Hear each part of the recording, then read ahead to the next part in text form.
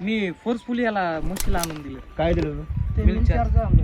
किती पुढे दिले बकेट 9 डायरेक्ट बकेट दिले. 9 बकेट दिले बर ते लंपी साठी लंपीच्या आणलं. गाय होती ना. गाई लंपी मी हे आला. आपले जनावर बघितले ना हा, हा. खाली, ते गावरान हा. त्यांना लंपी झालता. म्हणून तुम्ही आणलं आपले व्हिडिओ बघत होतो हा की म्हणलं इतर काही ट्रीटमेंट न करण्यापेक्षा मिल्क चार्जरचे बकेट आण. त्यांनी झाला असं रिकवर झाले जनावर लंपी.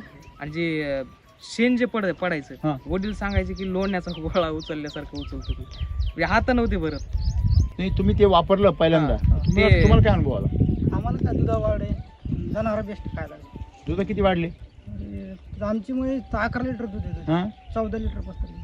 काय बात करता 3 लिटर दूध वाढलं 3 लिटर केवढ्यात झालं 3 लिटर दूध तुमच्या भावात काय भाव आहे 150 रुपये. 150 रुपयात झालं 50. खाऊ किती रुपयाचे गाजत होते 100 ग्रॅम म्हणजे 200 ग्रॅम म्हणजे 50-60 रुपये 60 रुपयाचा खर्च आणि 150 रुपयाचा फायदा तर 90 रुपये फायदे आहेत ते तुम्ही फायदा आपल्याला ते करतो त्याला कळतो पण बाकीच्याला कुठं कळते. तुम्हाला एक गंमत सांगू का हे बा साधी सिंपल गोष्ट आहे दूध खाण्यामध्ये खरी आरोग्य आहे का दारू पिण्यात दूध खाण्यापेक्षा बरोबर आहे पण त्याची जी दारू पितात त्यांना हे माहिती आहे का नाही.